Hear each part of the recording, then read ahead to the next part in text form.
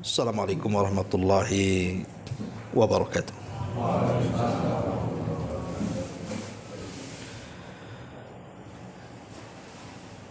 Alhamdulillah wassalatu wassalamu ala Rasulillah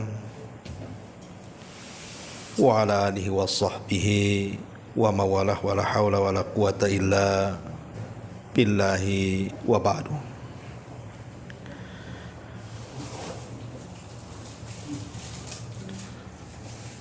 Kita lanjutkan kajian kita, masih membahas tafsir surah Al-Insyiqaq, dan kita masuk pada ayat surah Al-Insyiqaq, fama lahum la yu'minun.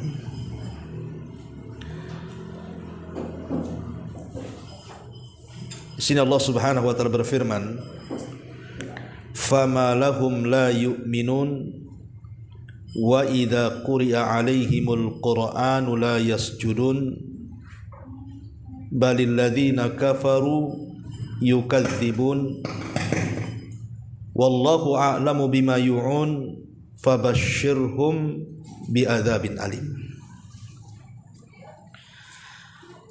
Maka mengapa mereka tidak mau beriman? Dan apabila Al-Quran dibacakan kepada mereka, mereka tidak mau sujud.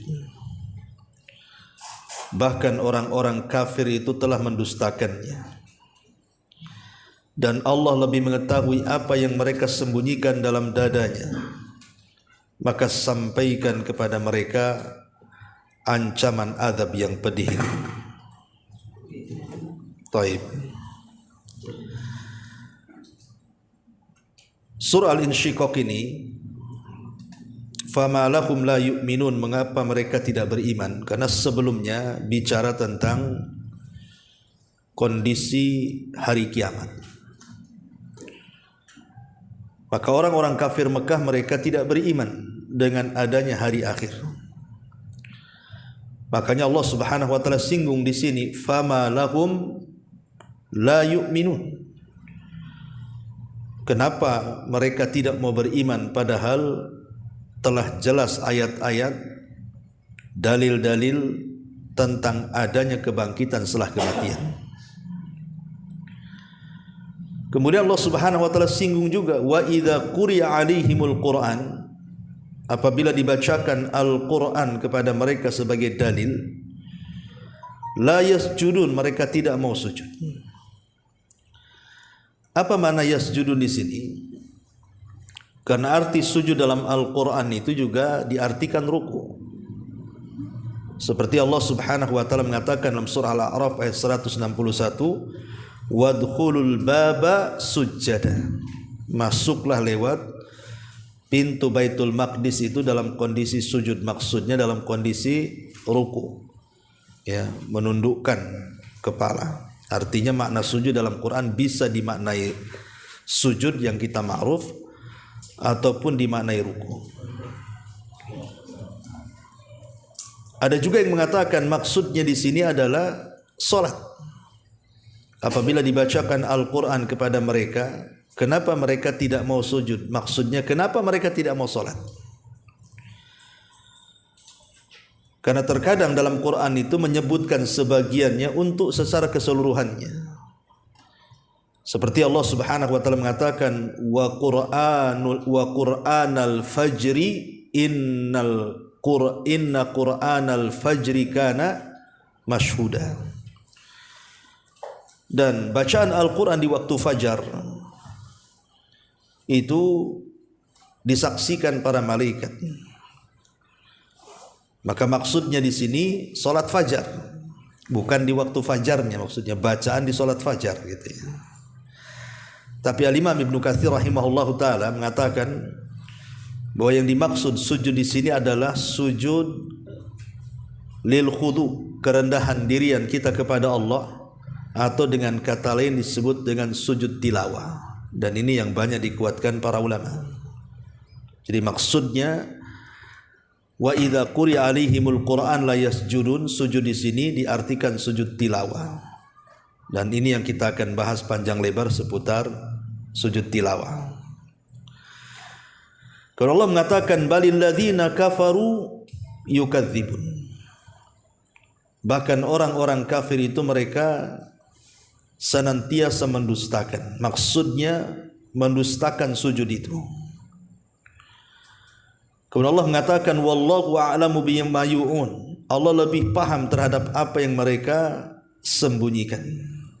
Maksudnya yang ada dalam dada-dada mereka Allah tahu maksudnya.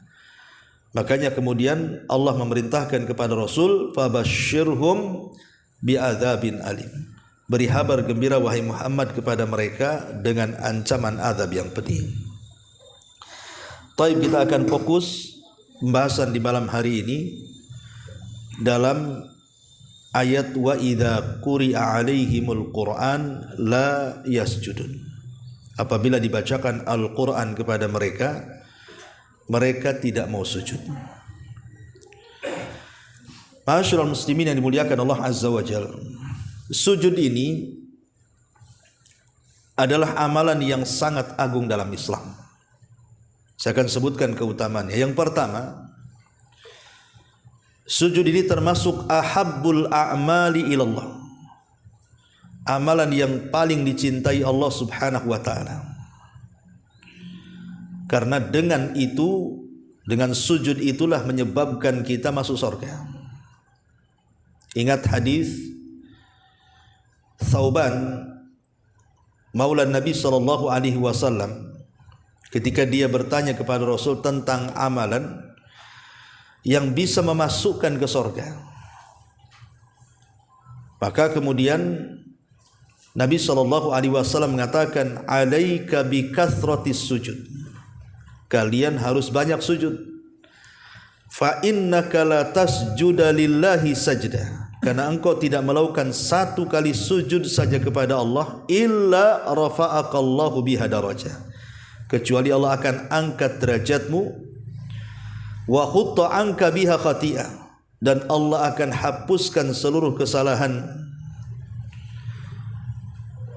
Dari sini Nabi sallallahu alaihi wasallam menyebutkan dua keutamaan. Pertama, Allah angkat derajat, maksudnya derajat kita di surga. Dan yang kedua, Allah akan hapuskan kesalahan-kesalahannya. Ini yang pertama, bahwa sujud itu amalan yang paling dicintai Allah Azza wa Jalla. Dengan sebab itu kita bisa masuk surga. Yang kedua, sujud adalah penyebab kita menjadi teman Nabi sallallahu alaihi wasallam di surga. Kita akan berteman dengan Nabi di surga. Dan itu berdasarkan hadis Rabi'ah ibn Ka'ab al-Aslami radhiyallahu an, ketika Rabi'ah ini yang masih kecil, usianya 10 tahun, selalu membantu Rasul di malam hari, menyediakan air wudu, siwak, sandal, dan begitu seterusnya. Karena kebaikannya, akhirnya Nabi SAW mengatakan kepada Rabi'ah ini, dan mengatakan, ya Rabi'ah, kau sudah berbuat baik kepadaku, maka mintalah apa yang bisa ku beri. Maka Rabi'ah ibn Ka'ab al-Aslami, umur 10 tahun dia mengatakan, ya Rasulullah, aku tidak ingin apa-apa kecuali jadikan aku temanmu di surga. Maka Nabi SAW terdiam dan mengatakan, awa ghairu dhalik, yang lain ada selain itu? Kata Rabi'ah, tidak ada. Maka Nabi SAW mengatakan di hadapan Rabi'ah ibn Ka'ab al-Aslami, kata Nabi SAW, kalau begitu bantulah dirimu supaya menjadi temanku di sorga. Fa'inni ala dzikrika fa'inni ala nafsika bi kathrati sujud, maka bantulah engkau supaya jadi temanku di sorga dengan memperbanyak sujud. Dari sini istimbatnya adalah orang yang banyak sujud, otomatis kan banyak solatnya dia. Kalau tidak banyak solat, dia tidak banyak sujud, kan? Maka orang yang banyak sujud menjadikan kita menjadi teman Nabi SAW di surga. Ini yang kedua. Yang ketiga, yarfa'ullahu bihi darajat wa yahuttu bihi sayyi'at, bisa mengangkat derajat kita di surga dan bisa menghilangkan banyak keburukan dari kita. Sebagaimana hadis Thauban yang tadi saya baca. Kata Nabi SAW, ma min abdin yasjudu lillahi sajdah illa kataballahu biha hasanah wa khutta anhu biha sayyi'ah wa rafa'a laku biha darajah fastaghfiru minas sujud. Tidaklah seorang hamba sujud kepada Allah sekali sujud kecuali Allah akan catat satu kebaikan, Allah akan hapus satu kesalahan, dan Allah angkat satu derajat dia. Kata Nabi SAW, maka perbanyaklah sujud kalian. Nah, ini juga diantara keutamaannya. Kemudian yang keempat, sujud ini bisa membuat setan sakit hati, bisa membuat setan sedih. Dalam sebuah hadis Nabi SAW mengatakan, "Idza qara'a ibnu Adam as-sajdata," apabila anak Adam itu membaca ayat-ayat sajdah. Nanti saya jelaskan ayat-ayat sajdah itu. Fasajada, setelah dia membaca ayat-ayat sajdah, kemudian dia pun sujud tilawah. I'tazala syaitanu yabki, maka syaitan akan lari sambil menangis. Wa yaqul, dan dia mengatakan, "Ya wailah, celaka aku," katanya. Umira hadza bisujud fasajada falahul jannah. Orang ini diperintah sujud, dia sujud maka dapat surga. Wa umirtu ana bisujud fa'asautu falyannar. Tapi aku diperintah sujud dulu oleh Allah Azza wa Jal, aku pun bermaksiat kepada Allah, tidak mau sujud, maka Allah janjikan neraka kepadaku. Artinya setan mengakui dia akan masuk neraka. Sedih jadinya kan. Ini yang keempat. Yang kelima, termasuk juga sujud ini adalah aqrabu ma yakunul abdu minallah. Paling dekat posisi kita dengan Allah itu ketika sujud. Apalagi sujud itu penghambaan yang hakiki. Bagaimana tidak kepala yang kita anggap mulia ini diletakkan di tanah, diletakkan di tempat kaki. Kalau ini bukan bentuk penghambaan, apa namanya? Makanya disinilah kemudian tempat yang paling dekat seorang hamba dengan Allah itu di waktu sujud. Dan itu berdasarkan hadis Nabi, aqrabu ma yakunul abdu ilallah idza sajada fa aktsirud du'a inda dzalik. Kondisi yang paling dekat seorang hamba dengan Allah itu di waktu sujud. Makanya disitulah perbanyak doa, kata Rasul. Ini juga diantara keutamaannya. Kemudian yang keenam, termasuk alamat orang-orang yang beriman pada hari kiamat.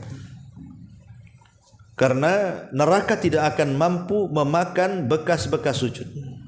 Kata Nabi SAW, "Ta'kulun nar min ibni Adam illa athara sujud." Semua badan, anggota badan manusia akan terbakar di neraka kecuali bekas sujudnya. Dahinya tidak akan terbakar.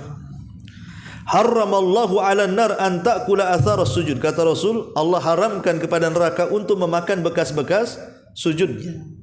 Dan dari situ malaikat mengenali siapa yang akan diselamatkan dari neraka dari bekas sujudnya. Jadi orang-orang yang mendapatkan syafaat yang masuk neraka, kemudian oleh malaikat hendak diambil dan dimasukkan ke dalam surga, malaikat tidak akan kenal kecuali dari bekas sujudnya. Kemudian yang nomor 8 juga dijelaskan di antara keutamaan sujud adalah bahwa sujud adalah maudhi'u istijabati doa, tempat mustajab doa. Disebutkan dalam hadis, Nabi mengatakan, "Inni nuhitu an aqra'al Qur'an raki'an aw sajidan." Aku dilarang untuk membaca Quran waktu ruku dan sujud. Fa ammar ruku fa'azzimu fihi rabb. Dalam posisi ruku besarkan Allah, muliakan Allah. Wa ammas sujud, adapun di waktu sujud, faztahidu fid du'a faqaminun an yustajaba lakum. Karena disitulah posisi kalau kita berdoa yakin pasti diijabah.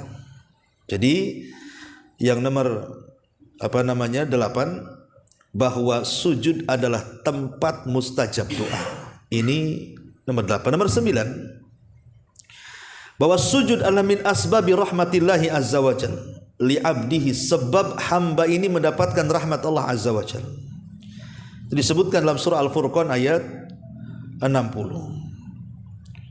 Karena Allah mengatakan, wa idza qila lahum usjudu lirrahman qalu wa marrahman anasjudu lima ta'muruna wa zadahum nufura.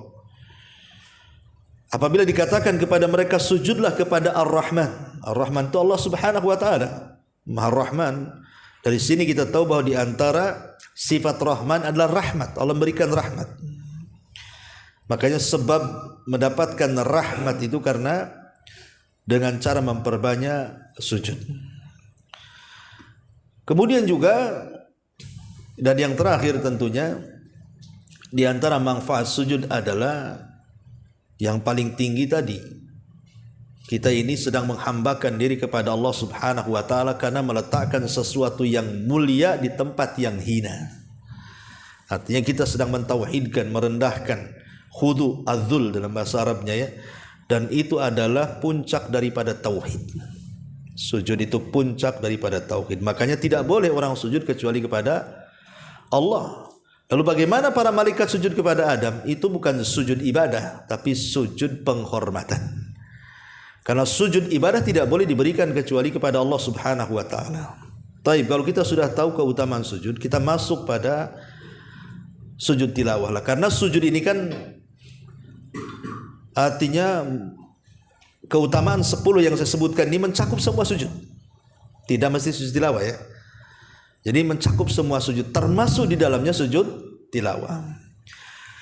Adapun sujud sendiri ini kan bermacam-macam. Ada 4 sujud yang diperintahkan dalam Islam itu. Pertama namanya sujud salat. Ma'ruf, ketika salat antum sujud. Ya, itu yang ma'ruf. Kemudian yang kedua ada namanya sujud as-sahwi. Masih dalam salat juga. Kemudian yang ketiga namanya sujud at-tilawah. Bisa dalam salat, bisa di luar salat. Kemudian yang terakhir sujud syukur, dan ini di luar salat. Jadi inilah 4 sujud yang diperintahkan dalam Islam. Adapun yang pertama, ya, kita masuk yang pertama sujud salat ya, sudah jelas lah, kita tidak perlu bahas. Sujud salat ma'ruf harus mengikuti 7 rukun sujud. Kalau tidak sah sujudnya. 2 kaki, 2 lutut, 2 tangan, kemudian dahi dan hidung. Ini disebut arkan sujud namanya. Kalau 7 anggota badan sujud ini tidak nempel di bumi, maka tidak sah sujudnya. Ini yang pertama. Kemudian sujud sahwi. Sujud sahwi ini ikhwatu fi din muliakan Allah Azza wa Jal, ini termasuk daripada jawabirus shalah. Jawabirus shalah. Jawabirus shalah itu apa artinya? Hal-hal yang bisa menempel kekurangan-kekurangan dalam salat wajib. Ada 3 perkara untuk menempel kekurangan dalam salat wajib itu. Pertama, sunnah rawatib. Salat sunnah rawatib itu kenapa disyariatkan untuk menempel yang wajib? Mungkin ketika antum salat wajib, maghrib, isya, zuhur, asar, mungkin melamun, tidak khusyuk gitu ya. Ada aja kekurangan dalam salat wajib itu. Maka untuk menyempurnakan kekurangan dalam salat wajib itu dengan cara apa? Memperbanyak sunnah rawatib. Ini yang pertama. Yang kedua yang bisa menempel salat wajib adalah wirid setelah salat. Terkhusus kalimat istighfar setelah salam. Astagfirullah. Makanya kalau habis salat, zikir yang pertama kali antum baca adalah astagfirullahaladzim.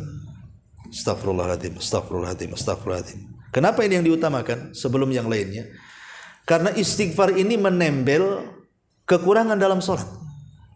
Ya, kita istighfar kepada Allah. Mungkin ada kekurangan dalam salat, makanya kita istighfar. Makanya antum yang tergesa-gesa umpamanya tidak sempat menyempurnakan wirid salat, minimalnya antum baca istighfar 3 kali. Kemudian tambah Allah mantas salam minkas salam tabarak ta'yadal jalali wa ikram. Kemudian pergi. Ya, sambil jalan tuh bisa tasbih, takbir, ya kan?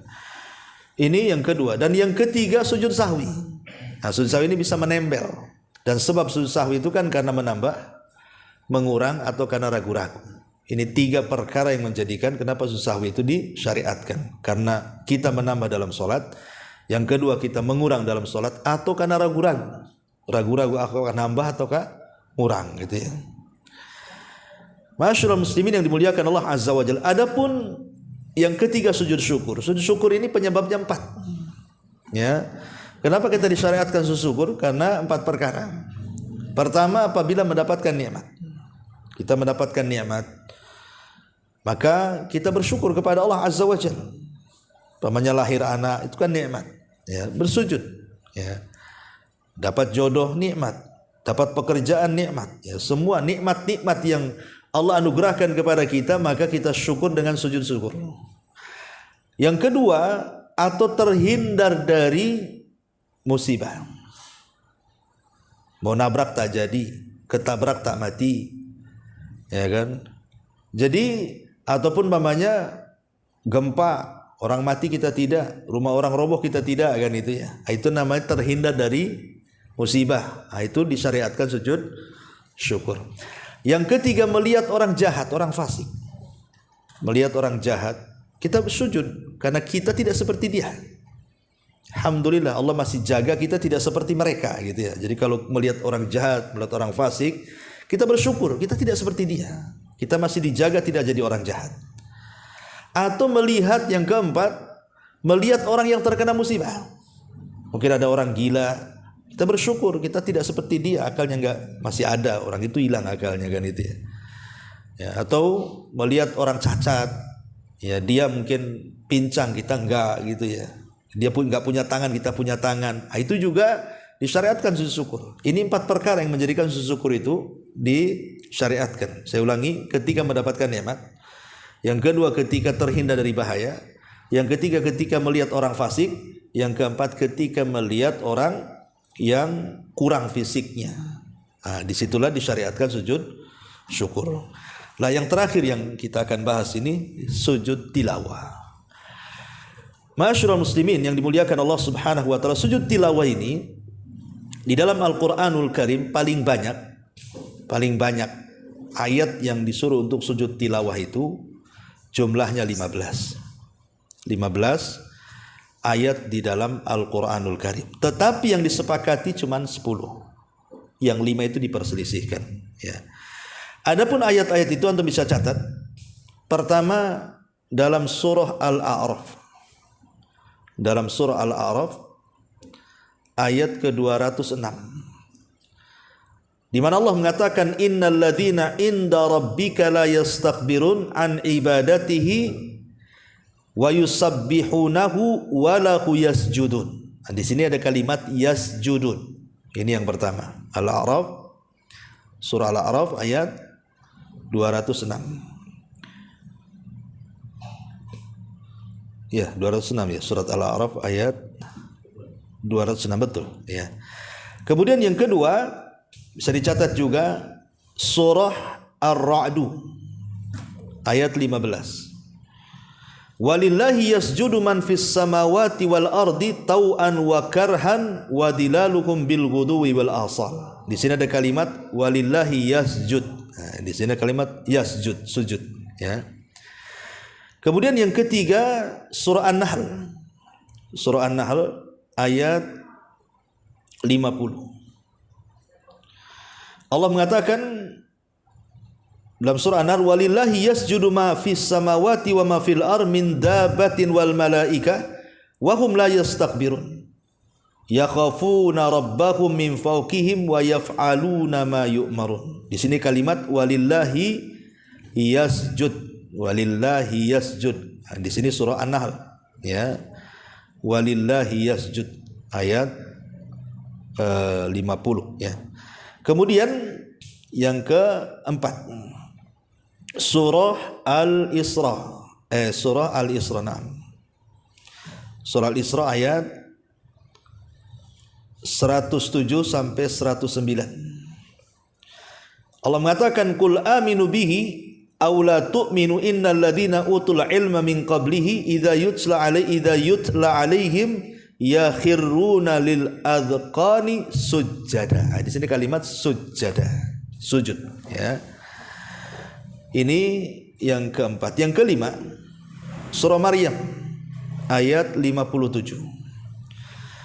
Allah Subhanahu wa taala mengatakan ulaikal ladzina an'ama Allahu 'alaihim minan nabiyyina min dzurriyyati Adam wa mimman hamalna ma'a Nuhin wa min dzurriyyati Ibrahim wa Ismaila wa mimman hadaina wajtabaina idza tutla 'alaihim ayatur rahman kharru sujada wa bukiya. Ada kalimat kharru sujada. Nah, di sini letak ayat sajdahnya. Maryam 58. Kemudian yang nomor 6 surah Al-Hajj. Surah Al-Hajj ayat Alam tara annallaha yasjudu lahu man fis samawati wa man fil ardi wasyamsu wal qamar wan nujum wal jibal wasyajar wad dawab wa katsirun minan nas. Di sini kalimat alam tara annallaha yasjudu lahu, yasjud lahu. Nah, di sini ayat sujud tilawahnya surah Al-Hajj ayat 18. Kemudian yang nomor 7 ya. Iya 7 kan? Surah Al-Hajj lagi, tapi ayat 77. Kalau tadi surah Al-Hajj ayat 18, sekarang surah Al-Hajj ayat 77-nya. Ya ayyuhalladzina amanu ruk'u wasjudu wa'budu rabbakum. Di sini ada kalimat wasjudu wa'budu rabbakum. Wasjudu ayat sujud, ya. Kemudian yang nomor 8 surah Al-Furqan ayat 60. Wa idza qila lakum usjudu lirrahman. Di sini kalimat usjudu lirrahman. Qalu wa marrahman? Anasjudu lima ta'muruna wa zadahum nufura. Kemudian yang nomor 9 An-Naml. Surah An-Naml ayat 26. Surah An-Naml ayat 25-26. Ala yasjudu lillahi alladhi yukhrijul hub'a fis samawati wal ard wa ya'lamu ma tukhfuna wa ma tu'linun. Di sini ala yasjudu lillah. Kalimat yasjudu lillah. Kemudian yang nomor 10 surah As-Sajdah yang disunahkan dibaca setiap fajar Jumat. Ya. Ayat 15 Allah mengatakan innama yu'minu bi ayatina alladzina idza dzukkiru biha kharru sujada. Di sini kalimat sujada. Wasabbihu bihamdi rabbihim wa hum la yastakbirun. Kemudian yang nomor 11 surah Shad. Surah Shad ayat 34. Ayat 24.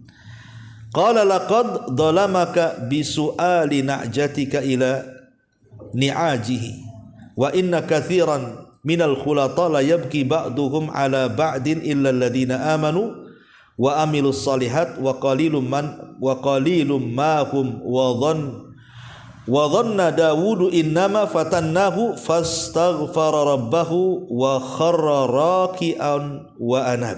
Ini juga ada kalimat wa kharra raki'an wa anab.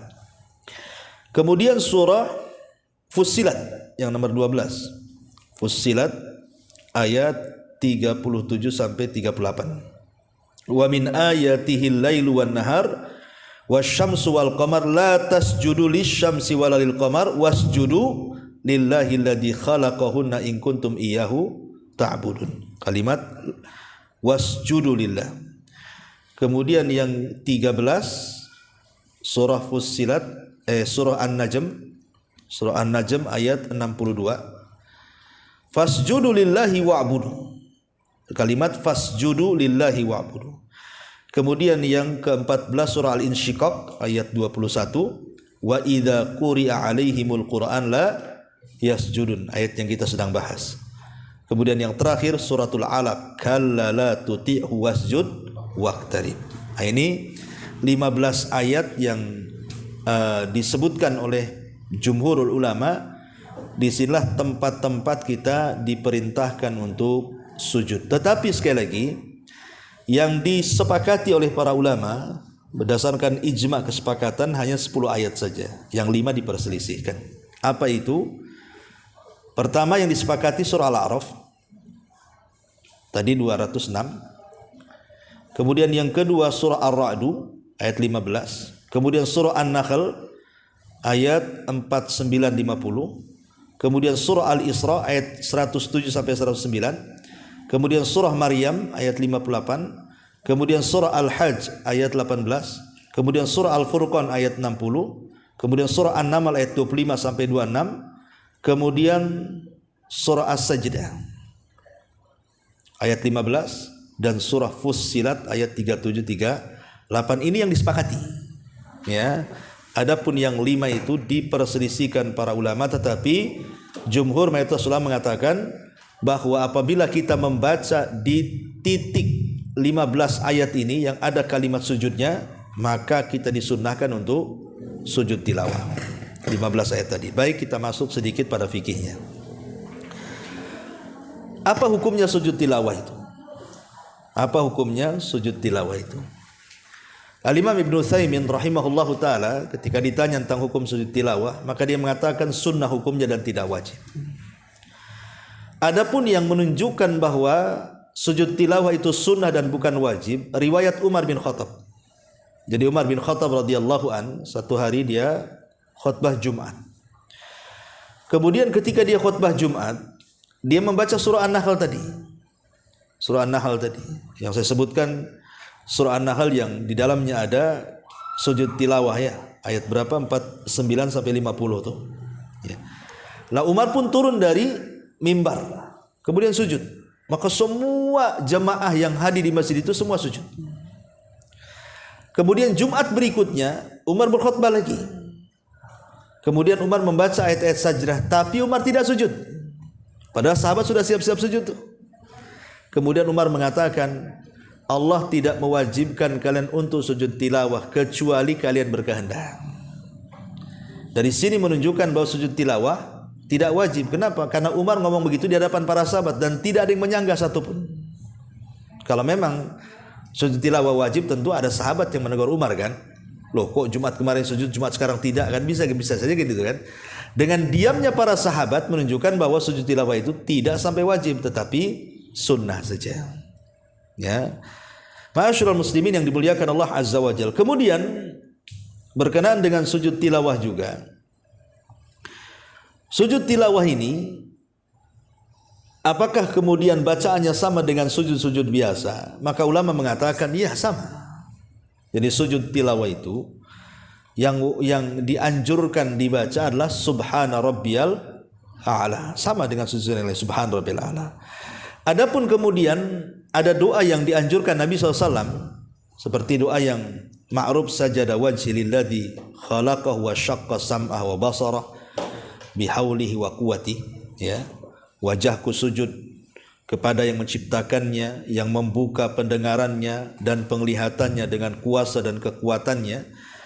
Ada juga seperti itu. Atau lafaz sajada wajhi lilladzi khalaqahu wa syaqqa sam'ahu wa basarah bihaulihi wa quwwatihi fatabarakallahu ahsanul khaliqin. Wajahku sujud kepada yang menciptakan dan membuka pendengaran dan penglihatan dengan kuasa dan kekuatannya, maha barakah Allah sebaik-baik pencipta. Ataupun ada juga memang riwayat Nabi terkadang membaca Allahumma aktub li indaka biha ajra waj'alha li indaka duhura wa wada'a anni biha wizra waqbalha minni kama taqabbalta min abdika Daud. Ya Allah, tuliskanlah untukku pahala di sisimu dengan sujud ini.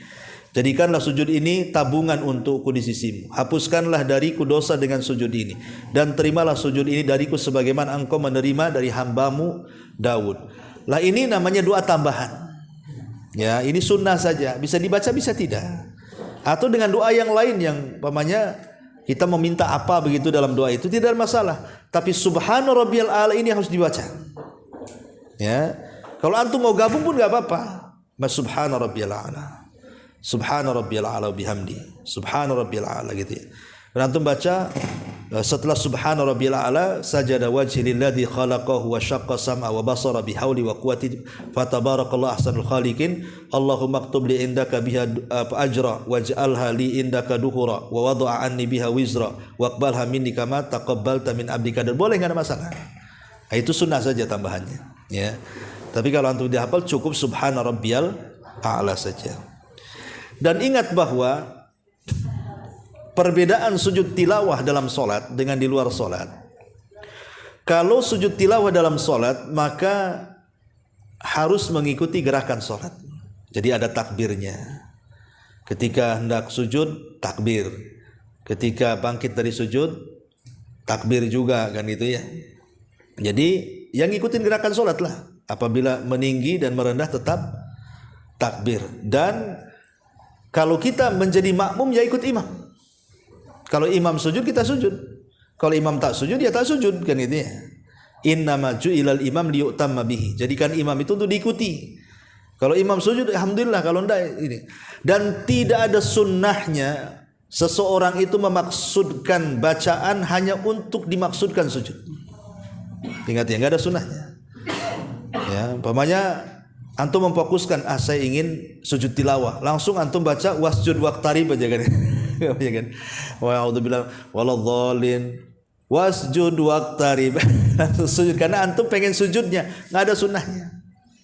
Ingat bahwa sujud tilawah itu seperti kita memang sholat fajar hari Jumat, kita kan disunahkan membaca surah As-Sajdah secara sempurna, kemudian rakaat kedua surah Al-Insan secara sempurna kan begitu.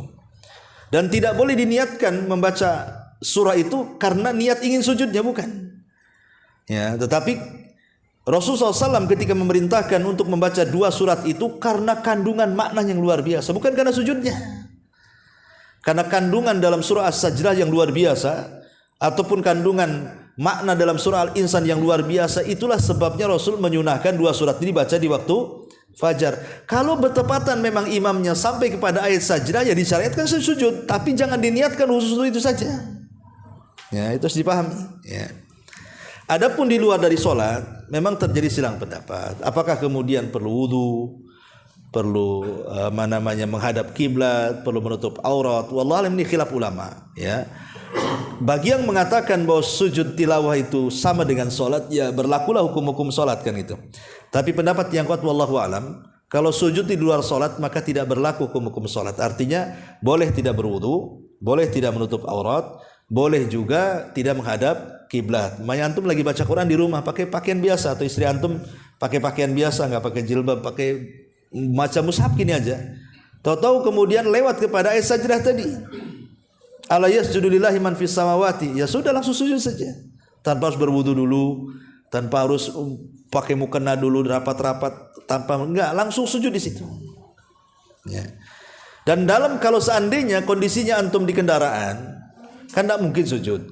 Maka Syekh Utsaimin mengatakan kalau umpamanya antum baca Quran di kendaraan, ya, maka cukup mengisyaratkan dengan kepala saja sebagai sujudnya, cukup gini saja.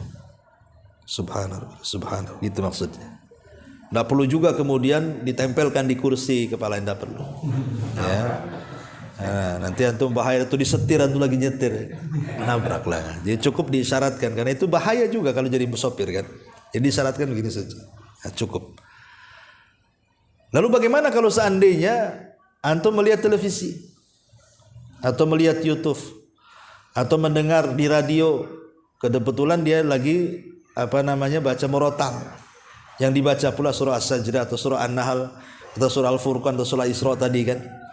Apakah kita perlu sujud? Maka ulama mengatakan tidak. Kalau kita mendengar dari kaset, dari YouTube, dari televisi, maka tidak wajib sujud. Walaupun dia membaca ayat sajdah. Kecuali yang membacanya sujud, baru kita sujud. Ya. Kalau yang membacanya tidak sujud, ngapain kita tidak sujud? Karena kita ikut kepada yang membaca. Ingat ya, jadi patokannya adalah kepada yang membacanya. Kalau yang membacanya sujud, kita ikut sujud. Kalau yang membacanya tidak sujud, ngapain kita sujud? Itu maksudnya. Nah, jadi tidak ada kewajiban untuk sujud kalau dengar dari murattal dan begitu seterusnya. Sebagaimana yang pernah ditanyakan kepada Syekh bin Baz rahimahullah ta'ala, dia mengatakan tidak ada kewajiban sujud. Kecuali dia secara langsung, kemudian dia sujud, ya kita ikut sujud. Kalau rekaman atau apa ya kan kita tidak tahu dia sujud nggak sujud. Rekaman ya tidak perlulah sujud. Ya. Taib, masyaallah muslimin yang dimuliakan Allah Subhanahu Wa Taala. Juga di antara yang berkenaan dengan masalah sujud tilawah. Taib. Keutamaannya dijelaskan di 3 hadis Nabi sallallahu alaihi wasallam. Pertama hadis Abu Hurairah radhiyallahu anhu yang tadi saya singgung ketika bicara soal keutamaan sujud. Sujud tilawah ini membuat setan menangis, tersiksa. Sujud tilawah ini membuat setan menangis dan tersiksa hatinya. Karena konteksnya dalam hadis itu, idza qara'a ibnu Adam sajdah fasajada. Apabila anak Adam itu membaca ayat sajdah, maka disebut sujud tilawah. Maksudnya tilawah itu apa? Ya Quran, tilawah itu kan bacaan. Sujud karena bacaan Quran gitu maksudnya. Makanya disebut tilawah, ya. Jadi Rasul mengatakan idza qara ibnu Adam as-sajdata fasajad. Apabila anak Adam itu membaca Al-Quran dan berkaitan dengan ayat sajdah yang saya sebutkan tadi di 15 ayat tadi, fasajada, kemudian dia sujud, i'tazala syaitan yabki, maka setan akan lari, kemudian menangis, tersiksa dia. Kemudian dia mengatakan, ya wailah, umir ibnu Adam bis sujud fasajada falahul jannah wa umirtu bis sujud fa asaitu faliyan nar. Lihat anak Adam itu, kata iblis, dia diperintah sujud, mau pula dia sujud. Dulu aku diperintah sujud sama Allah, aku enggan pula sujud, aku pula masuk neraka, katanya. Jadi setan ini luar biasa takutnya dengan anak Adam itu ketika sujud tilawah. Kemudian juga hadis Abdullah ibn Mas'ud radhiyallahu an, Nabi SAW membaca surah An-Najm di Mekah. Fasajada fiha wa sajada ma'ahu ghaira syaikhin. Nabi membaca surah An-Najm di Mekah, maka Rasul sujud dan semua orang bersamanya ikut sujud kecuali orang yang sudah tua gitu ya, mungkin dah enggak tahan lagi situ ya. Kemudian hadis yang ketiga, mungkin dua ini cukup. Ada sedikit masalah terutama di masjid-masjid ya. Kadang-kadang nih bahayanya kalau tabir wanita ini terlalu tinggi. Ketika imam ini sujud tilawah Allahu Akbar, kemudian dia sujud, nih akhwat di belakang ini kadang-kadang disangka ruku. Kan ada kan gitu kan? Itu sering terjadi loh itu. Sering terjadi itu, imamnya sujud, yang akhwat pula ruku. Ya. Kemudian setelah imamnya selesai daripada sujud, naik ke atas, akhwatnya pula dia bangkit daripada ruku. Akhirnya ketika kemudian imamnya betul-betul ruku, dia pula sujud, kan begitu ya? Nah, ini gimana nih kondisinya? Maka dijawab oleh para ulama, kan ini kan perkara kontemporer. Kalau para ulama kan membahas ulama fikih itu. Ingat bahwa seorang makmum itu syaratnya harus melihat imam atau melihat makmum yang melihat imam. Ingat ya, kalau kita sholat berjamaah itu harusnya tabir jangan terlalu tinggi. Atau minimalnya ketika sholat gorden dibuka gitu ya, gorden akhwat itu supaya nampak. Karena syarat sholat juga harus melihat imam atau melihat makmum yang melihat imam, supaya jangan salah sholatnya gitu maksudnya. Tapi musibahnya sekarang di musola-musola di masjid-masjid itu tabir tinggi-tinggi, si akhwat ini pula tak melihat pula si ikhwan di depan.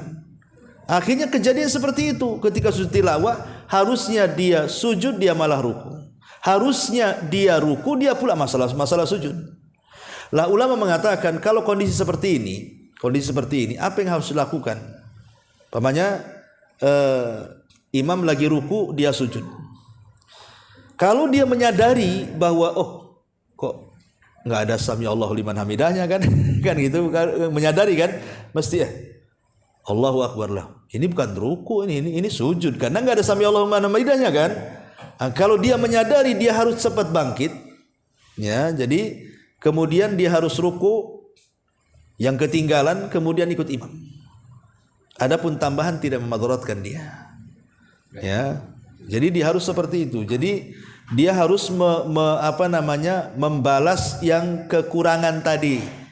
Karena kan imam lagi sujud, dia ruku. Nah, rukunya ini apa? Imam tidak sedang ruku kok, berarti tidak dianggap kan?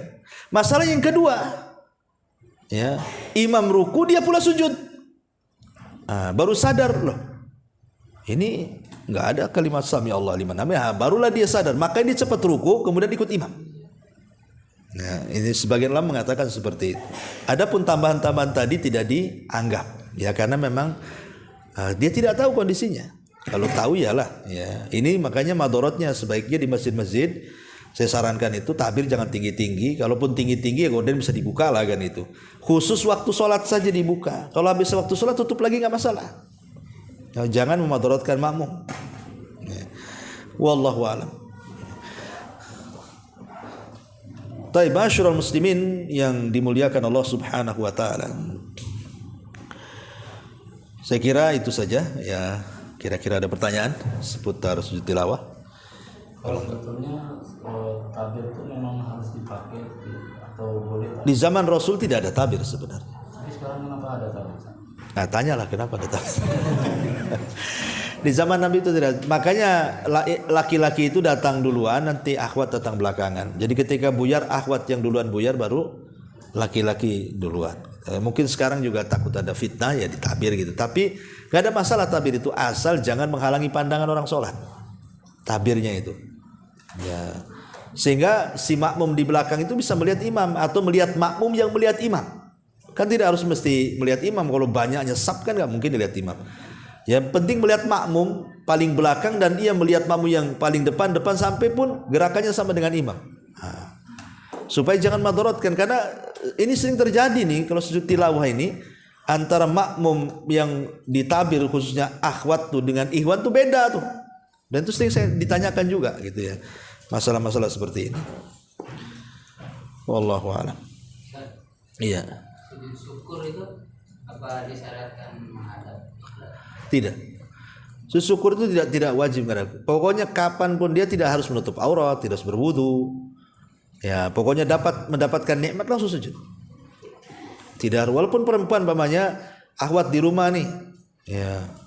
Baru mandi pakai anduk saja, tapi nggak ada orang di rumah. Telepon suaminya, alhamdulillah nih abang dapat rezeki, langsung sujud. Nggak ada ketentuan.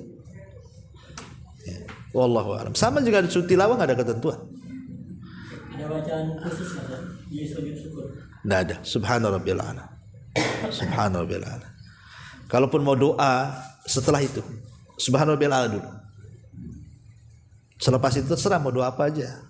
Ya. Karena Subhana rabbiyal a'la ini yang wajib dibaca gitu ya. Sama dengan sujud tilawah juga sama, yang itu dulu yang dibaca. Adapun tambahan sajadah wajhi lilladzi khalaq wa syaqa sama wa basar lihaulin itu sunnah saja dibaca. Ya. Intinya Subhana rabbiyal a'la itu. Wallahu a'lam.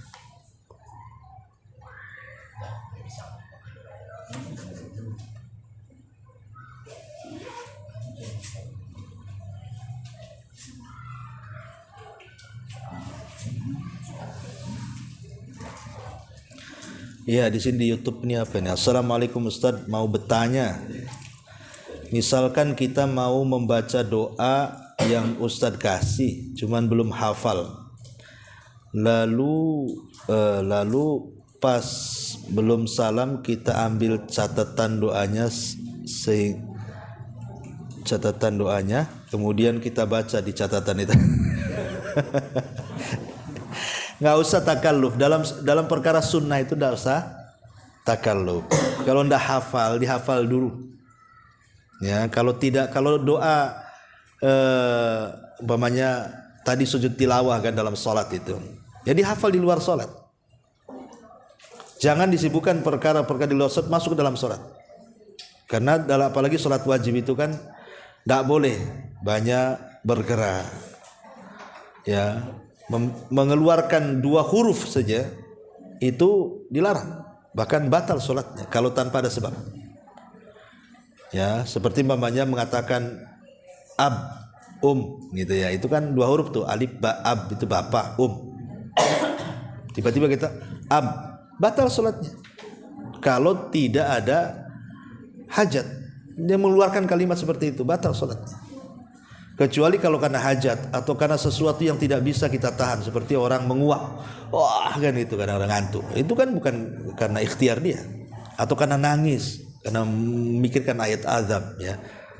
Nah, jadi perkara-perkara di luar sholat itu jangan masuk ke dalam sholat ya, karena sholat itu ada kesibukan sendiri dengan gerakannya, dengan bacaannya, dengan khusyuknya dan begitu seterusnya. Jadi kalau belum hafal sebaiknya dicatat, kemudian dihafal di luar sholat sampai hafal, baru kemudian dipraktekkan gitu ya. Nah, ini apa lagi nih? Ustadz nanti ada rezeki datanglah ke Malaysia. Alhamdulillah. Tinggal ngundang saja, kirim tiket kita ke sana. Iya. Ya. Wallahu a'lam. Ini saja, subhanakal bihamdika asyhadu an la ilaha illa anta astaghfiruka wa atubu ilaik. Allahu ta'ala. Assalamualaikum warahmatullahi wabarakatuh.